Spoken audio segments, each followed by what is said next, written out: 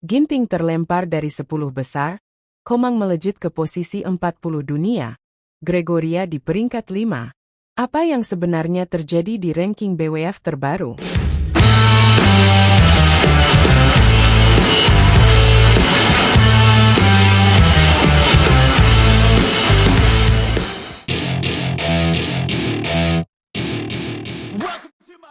Hai, para pecinta bulu tangkis dimanapun kalian berada. Ada kabar terbaru yang menghebohkan dunia bulu tangkis. BWF baru saja merilis ranking terbaru per tanggal 4 Februari 2025. Dan ada banyak perubahan menarik yang wajib kalian tahu. Jadi, langsung saja kita bahas. Ya, berita pertama datang dari sektor tunggal putra. Sayangnya, kabar kurang menyenangkan menghampiri Anthony Sinisuka Ginting. Pemain andalan Indonesia ini harus rela terlempar dari posisi 10 besar dunia. Kini, Ginting berada di peringkat 14. Penurunan ini tentu menjadi pukulan besar, mengingat Ginting pernah menjadi salah satu pemain yang konsisten berada di papan atas dunia. Hasil buruk dalam beberapa turnamen terakhir tampaknya menjadi penyebab utama kemerosotan ini. Namun, di sisi lain, Jonathan Christie berhasil menunjukkan performa yang stabil. Ia masih aman di peringkat 3 dunia, menjadi satu-satunya wakil Indonesia di posisi elit tunggal putra. Sekarang, mari kita beralih ke sektor tunggal putri yang membawa angin segar bagi Indonesia. Fokus utama kita kali ini adalah Komang Ayu Cahyadewi. Pemain muda asal Bali ini berhasil mencatat lonjakan besar dalam ranking dunia. Setelah sukses menjadi runner-up di Thailand Masters 2025, Komang naik 5 tingkat dan kini berada di peringkat 40 dunia. Sebelumnya, ia berada di posisi 45. Ini adalah pencapaian yang luar biasa, mengingat Komang sempat mengalami masa-masa sulit dalam beberapa tahun terakhir. Kini, dengan kepercayaan diri yang mulai kembali, ia bertekad untuk terus bersaing di level atas. Dalam wawancaranya, Komang mengungkapkan rasa syukurnya atas pencapaian ini. Dibandingkan tahun lalu yang sangat sulit, ini merupakan hal baik buat saya, ujarnya. Ia juga menyampaikan harapannya untuk tetap konsisten di turnamen-turnamen besar mendatang. Selain itu, Komang memberikan apresiasi terhadap pelatih baru di sektor tunggal putri PBSI, Imam Tohari dan Nunung Subandoro. Menurutnya, kunci peningkatan performa tetap ada pada diri sendiri, meskipun dukungan pelatih sangat berarti. Tidak hanya Komang, Putri Kusumawardani atau yang akrab disapa Putri KW juga mencatatkan peningkatan peringkat yang membanggakan. Putri KW kini menempati peringkat 14 dunia, setelah naik 1 tingkat dari posisi sebelumnya. Keberhasilannya ini tidak lepas dari performa apiknya di Thailand Masters 2025. Di mana ia berhasil mencapai semifinal sebelum kalah dari Pornpawe Chochuong, pemain unggulan asal Thailand. Peringkat 14 ini menjadi pencapaian tertinggi sepanjang karir bulu tangkis putri KW. Ia juga berhasil menyalip Yo Jiamin dari Singapura, yang mengalami penurunan ranking. Sementara itu, Gregoria Mariska Tunjung masih menjadi tunggal putri terbaik Indonesia. Gregoria kokoh di peringkat 5 dunia, dengan total poin 79.262. Konsistensinya di level tertinggi membuat Gregoria tetap menjadi andalan Indonesia di sektor ini. Kabar baik lainnya datang dari beberapa wakil Indonesia di luar 10 besar. Esther Nurumitri Wardoyo kini berada di peringkat 39 dunia, naik cukup signifikan dibandingkan beberapa pekan lalu. Sementara itu, Ciara Marvella Handoyo dan Mutiara Ayu Puspitasari masing-masing berada di peringkat 78 dan 85. Peningkatan ini menunjukkan bahwa regenerasi pemain bulu tangkis Indonesia berjalan dengan baik. Dengan berbagai perubahan ini, tentu kita berharap para pemain Indonesia bisa terus memberikan yang terbaik di turnamen-turnamen mendatang. Terutama untuk Ginting yang harus bangkit dari keterpurukannya. Perjuangan tidak akan pernah sia-sia jika diiringi dengan kerja keras dan doa. Jadi, bagaimana pendapat kalian soal ranking terbaru ini? Apakah kalian optimis dengan peluang pemain Indonesia di turnamen-turnamen besar selanjutnya?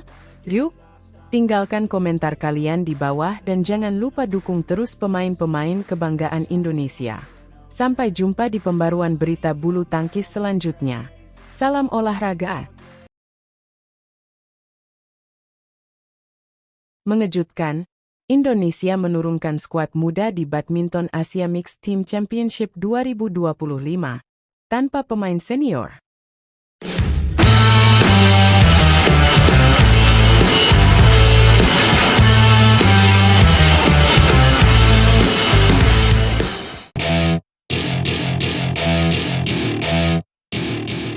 Halo, badminton lovers. Ada kabar menarik dari dunia bulu tangkis yang wajib kalian tahu. Indonesia telah mengumumkan skuadnya untuk ajang Badminton Asia Mixed Team Championship 2025. Tapi, ada yang berbeda kali ini. Indonesia tidak menurunkan skuad terbaiknya. Apa alasannya? Simak terus karena ini bakal jadi kejutan besar. Turnamen ini akan berlangsung di Chonson Gymnasium, Qingdao, Cina, mulai tanggal 11 hingga 16 Februari. Turnamen ini sangat penting karena menjadi ajang kualifikasi menuju Piala Sudirman 2025. Namun, Indonesia justru membuat keputusan mengejutkan dengan tidak membawa pemain senior andalannya. Tidak ada Fajar Alfian, Muhammad Rian Ardianto, Jonathan Christie, Anthony Sinisuka Ginting, Gregoria Mariska Tunjung, Apriani Rahayu, Leo Roli Carnando, dan Bagas Maulana. Ya, kalian tidak salah dengar. Nama-nama besar itu tidak ada dalam daftar skuad kali ini. Sebagai gantinya, Indonesia menurunkan 15 pemain muda yang siap mengharumkan nama bangsa. Menariknya, pemain tertua dalam tim ini hanya berusia 25 tahun. 5 pemain yang paling senior di skuad ini adalah Muhammad Shohibul Fikri, Yeremia Erich Yocheya Choprambitan, Rinov Rivaldi, Dejan Ferdinansyah, dan Lisa Ayu Kusumawati. Dari kelima nama tersebut, Fikri adalah yang paling senior. Selain mereka, ada 10 pemain lain yang lebih muda. Dari komposisi ini, bisa diprediksi bahwa sektor tunggal putra akan diisi oleh Alwi dan Saud. Sementara di sektor tunggal putri ada Putri dan Komang. Untuk sektor ganda putra, kemungkinan besar pasangan utama adalah Fikri dengan Daniel serta Rahmat dengan Yeremia. Di ganda putri, Lani akan berduet dengan Fadia, sedangkan pasangan kedua adalah Melisa dan Rachel. Sementara itu, sektor ganda campuran diperkirakan akan mengandalkan Rinov berpasangan dengan Lisa, serta Dejan dengan Fadia. Tapi, jangan kaget kalau pelatih melakukan perombakan strategi, karena di turnamen beregu seperti ini, fleksibilitas pasangan menjadi hal yang biasa terjadi. Meskipun dipenuhi pemain muda, skuad ini tidak bisa dianggap remeh. Beberapa di antara mereka sudah punya pengalaman tampil di BAMT 2023. Nama-nama seperti Yeremia, Rinov, Lisa, Putri, Lani, dan Fadia sudah pernah membela Indonesia di ajang ini sebelumnya. Sedangkan bagi pemain lainnya, ini akan menjadi pengalaman pertama mereka di kejuaraan beregu Asia. Tentu saja, tantangan besar menanti tim muda ini. Fakta berbicara, Indonesia belum pernah menjuarai BAMT sejak pertama kali digelar pada tahun 2017. Prestasi terbaik yang pernah diraih adalah medali perunggu di edisi 2019. Sementara itu, di edisi 2017 dan 2023, Indonesia harus terhenti di babak perempat final. BAMT 2021 sendiri tidak digelar akibat pandemi COVID-19. Jadi, bisa dibilang turnamen ini adalah kesempatan emas bagi generasi baru bulu tangkis Indonesia untuk membuktikan diri. Lalu, bagaimana peluang Indonesia kali ini? Mari kita lihat lawan-lawan yang akan dihadapi di grup B BAMT 2025. Indonesia akan memulai perjuangannya pada tanggal 11 Februari menghadapi Hong Kong. Laga ini akan dimulai pukul 8.30 pagi waktu Indonesia Barat. Kemudian, di laga kedua yang berlangsung pada tanggal 13 Februari, Indonesia akan bertemu Malaysia di jam yang sama. Dua tim terbaik dari masing-masing grup akan lolos ke babak perempat final. Mampukah skuad muda ini mengukir sejarah? Tantangan besar sudah menanti mereka, tapi satu hal yang pasti, mereka akan memberikan yang terbaik untuk Merah Putih.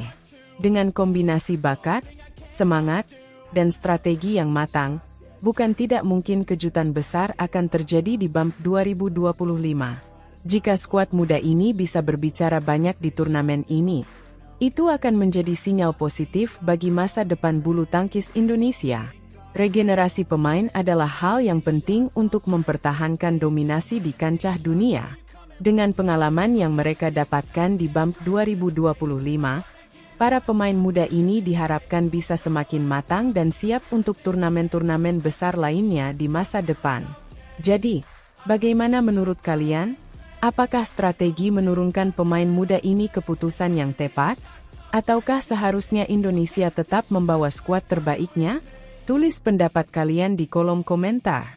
Jangan lupa untuk like, share, dan subscribe agar tidak ketinggalan update terbaru dari dunia bulu